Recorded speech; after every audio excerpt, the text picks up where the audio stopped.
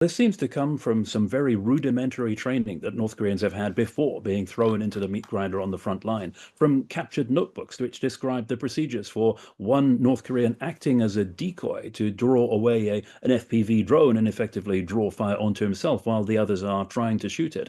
And it's just another symptom of how ill prepared these people have been for being sent into the front line, even by the Russian standards, where the more warm bodies you have to soak up Ukrainian bullets, the better, and it doesn't really matter how well trained they are. Volodymyr Zelenskyy has announced that he's willing to hand over two captured North Korean soldiers to Pyongyang in exchange for Ukrainian POWs that are currently being held in Ukraine.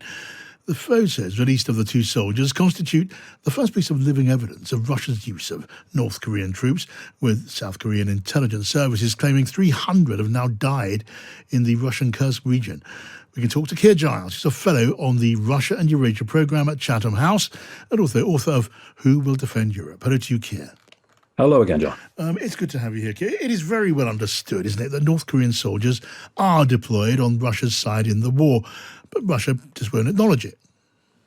Yes, this isn't news. This has been well known for some time, and yet Russia still seems to be taking extraordinary measures to pretend it isn't happening, which suggests possibly the people who are taking those measures themselves don't understand that this is not a secret anymore, that is well known to the world. And yet you see these North Korean soldiers turning up with fake Russian identity documents, preventing them from Tuva, that republic on the southern border of Siberia. And also now we hear orders given to Russian and North Korean troops that the people should be murdered rather than allow themselves to be taken prisoner, or, says the South Korean intelligence service, they should commit suicide rather than allow themselves to be taken prisoner. So there's a huge conspiracy, a huge cover-up of a fact which is already known worldwide. That is bizarre, though. Russia monitors the Western media and the media outside Russia, and it's very, very clear, with plenty of evidence that Pyongyang has provided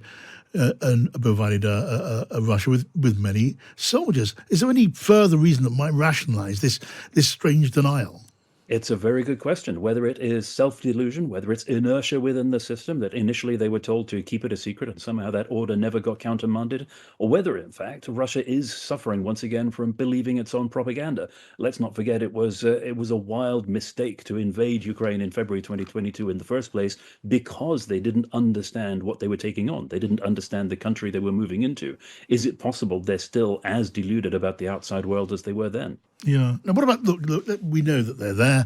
What's your take on the scale of this, Keir? We see that the head of the National Intelligence Service of North Korea, Cho Tae-young, has said, 300 North Koreans have been killed and 2,700 wounded in this war in the Kursk region. Is that the best information available? I think it might be the South Korean intelligence service you're referring to, Yes. not the North Korean. But yes, those figures do tally with what we've heard reported from Ukraine as well, and they do seem plausible given the amount of video footage that's emerged of North Koreans apparently not knowing what kind of fight they've stumbled into, advancing over open ground onto the guns of the Ukrainians.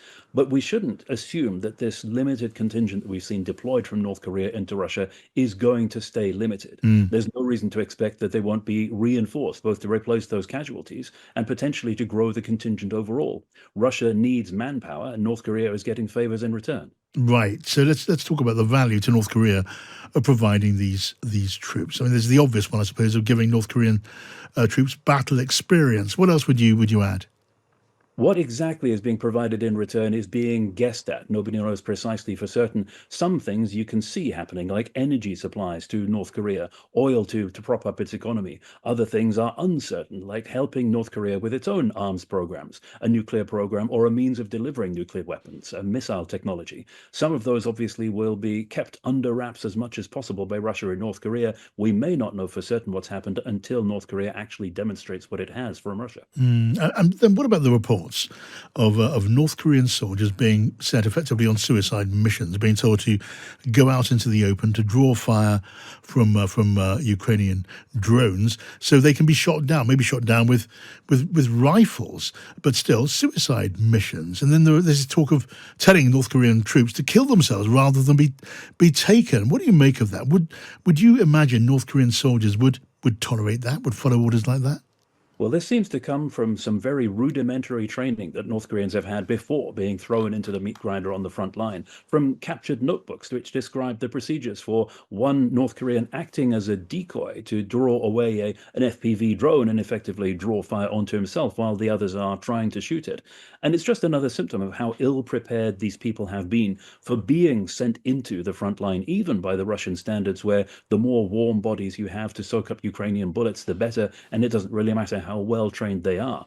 So we should expect North Korean casualties to continue to mount rapidly. Right. Just a word from you, if I can, on the a wider question touching the Ukrainian war. The diplomatic editor of the Times, Roger Boyce, he was talking to Times Radio yesterday, and he suggested that President Zelenskyy would stand down as soon as any ceasefire becomes a reality, if it does.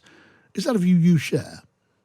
I don't think that's necessarily the case, but there are plenty of precedents throughout history of wartime leaders finding that their time is come to an end at the same time as the war has. We shouldn't rule it out, but then at the same time, we're a long way away from any possible viable ceasefire between Russia and Ukraine because the objectives of the two sides remain as incompatible as ever.